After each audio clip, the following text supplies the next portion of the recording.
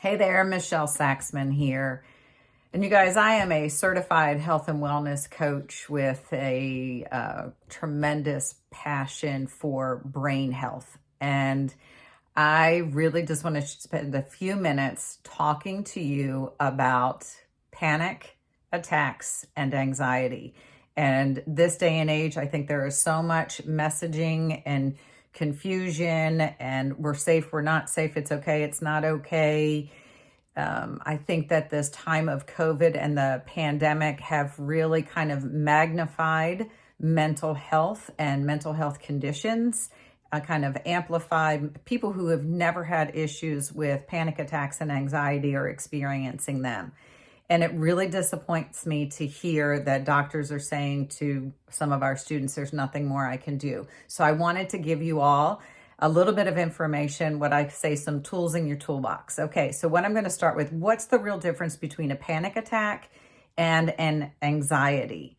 So I'm going to pick, just for instance, that panic attacks tend to come on pretty quickly. It's kind of like from a trigger. Anxiety tends to build over time. So let's just pretend you've got to go to the dentist on Monday. It is Friday. You think about it all weekend long. You hate the dentist. You have a fear of the dentist. So that's going to build all week long. Now, let's just say you know that you have a fear of the dentist and you run into him in the grocery store. You didn't expect it. And it could still be a trigger for you. So panic attacks tend to be really about a trigger, and it's going to be two things. It's going to be what we see and then how we begin to think. And the anxiety tends to build over time. The manifestation of the symptoms can be very, very similar. The elevated heart rate, muscles can be clenching, the sweaty armpits, sweaty palms, even feeling a little bit like paralysis. So the symptoms, how the body responds, are really going to be very, very similar. So speaking about it from a brain perspective and the body, we look at ourselves as anatomy and physiology, but y'all, we are an amazing chemical messaging system, amazing continual chemical messaging system, from like dopamine and serotonin and endorphins to testosterone and progesterone and estrogen, digestive chemicals that our body communicates with, adrenaline, cortisol. All of this is going on, and our body is continually responding and trying to seek homeostasis to come back into balance. Okay, that's the difference between the two. When you begin to feel this coming on, you feel the clenching, the sweaty armpits, you can feel the heart beating outside of your body, whatever it is, the quickest, the easiest thing for you to begin doing is called diaphragmatic breathing. Y'all, these are when we are in fight or flight, when we're in that heightened state, it's the sympathetic system. We are going to have very short, shallow breathing. And it is truly, in my opinion, by God's design, that we cannot be in fight or flight and equally in rest and digest. When we are thrown into fight or flight, literally certain organs begin to shut down. So blood flow can, if we're being chased by a tiger and we got to go, then oxygen needs to go to our larger organs, to our muscles, for us to run. So it literally begins to shut down our digestive system.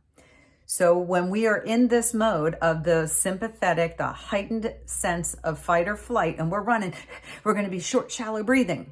So what we can do to begin to tell our body a different message is diaphragmatic breathing. Incredibly deep inhales. We want to fill our lungs. I say kind of going like this, and we want to fill it like a balloon. We want to fill our lungs all the way up. And then we want to do this super, super, super long exhale such that the diaphragm begins to flatten out. I'm talking about pushing the air so far out that you can't go any further. So we're going to talk about flattening that diaphragm and giving you a visualization. So above the diaphragm, the lungs are above the diaphragm. We have lots of organs below the diaphragm. We've got the liver and the pancreas, and the kidneys are back there, the intestines, the stomach, all this stuff is going on. Visualize. I don't know if you know this, but the adrenal glands actually set just at the top of the kidney. So if these are the kidneys, the adrenal gland, that's sending the adrenal gland, sending that adrenaline through our blood. We want to massage that adrenal gland. Visualize that you are massaging as you inhale and you exhale deeply. So like 4 seconds in, hold it, 8 seconds out, all the way out, all the way out, all the way out. And then you're kind of visualizing that you're massaging. Okay, so the first thing that you can do is the diaphragmatic breathing. Really deep breaths, really big exhales. It literally is going to change your body's chemical messaging system. Even if you have to, if you hear like people do a big exhale like that, that is an immediate change and message to the brain as well. So a big huff and an exhale, a big push on that with the diaphragm. So that is the very first thing, is going to be the breathing. Incredibly deep breathing is going to begin to change the messaging. The second thing is what we focus on, where our eyes are, okay? So if we are focusing on, I'll just say a spider just scared us half to death, or whatever it is that is the visual, begin looking around the room.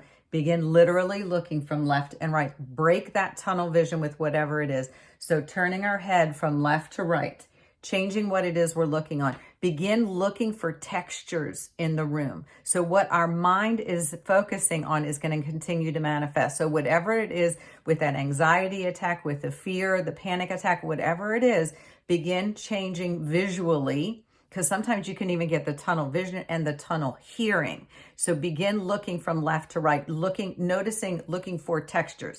The next thing is, this all begins to actually occur in the right side of the brain. The right cerebral hemisphere is what's going to modulate this sympathetic nervous system, this sympathetic response, this fight or flight mode happens on the right side of the brain, which means it's going to kind of shut down the left side of the brain. So if you can do any texturing, things in the human body cross over. So what we're feeling in our right hand sends a message to the left brain. Even y'all, if it is feeling a texture on your pen, doing something with your right hand to begin stimulating the left brain. Another thing is, even with our sense of smell stays on the same side. Touch and sound cross over in the brain. If you can shut your right nostril and inhale an essential oil with your left nostril, you're going to begin stimulating and sending a communication pathway directly to the left side of the brain. Begin stimulating the left side of the brain so the right and the left can begin to come back into balance. So, what are the things? As the body begins going into it, the sooner you can catch this, whether it is for you, if it is hands, sweat, breathing, shallow breathing, the heart rate, whatever the sign or symptom, first of all, what I want you to know is your body is doing exactly what it was designed to do. There is nothing wrong with you. There is nothing broken about you. Your body is responding exactly the way it is supposed to in these two systems, the parasympathetic and the sympathetic, the fight or flight and the rest and digest. This is an amazing creation. So if we can begin sending messages to the brain as we begin to feel the heart rate go up and we feel the shallow breathing, very deep breaths, use that diaphragm to begin massaging those adrenal glands. Get that oxygen back into the brain. The brain takes up about 2% of the human body weight, but the brain requires about 20% of our oxygen, that blood-brain barrier. It is an amazing thing. So deep breathing, looking around your space, beginning to ground yourself, doing something, touching something with your right hand, getting a texture in there, communicating, and then even closing off the right nostril to activate the left, getting anything that you can smell, activating that left side. Even if you don't have an essential oil, but you have a piece of fruit, a banana, I don't care what it is, get that communicated to the left side of the brain by closing off the right nostril. Y'all, I hope that this was helpful for you. I do not like hearing that our kids do not have tools to help deal with this. And I want you to think about something. With all of this, I am not going to get into the politics of masks and mask mandates, but I do want to tell you that as you wear a mask for any extended period of time, and you're breathing back your own oxygen, you are sending a message to your brain about a certain level of suffocation, that you can't breathe freely. It just is going to be a natural body response. I do recommend putting essential oils on the mask. It's definitely the calming, the lavender, things like that to help me calm down when I have to work for an extended period of time and wear a mask for flights, trains, those sorts of things. So Do what you can. Build your toolbox. Any comments or questions? If you want to see more videos like this, please comment down below. Talk to you soon. Thanks. Bye-bye.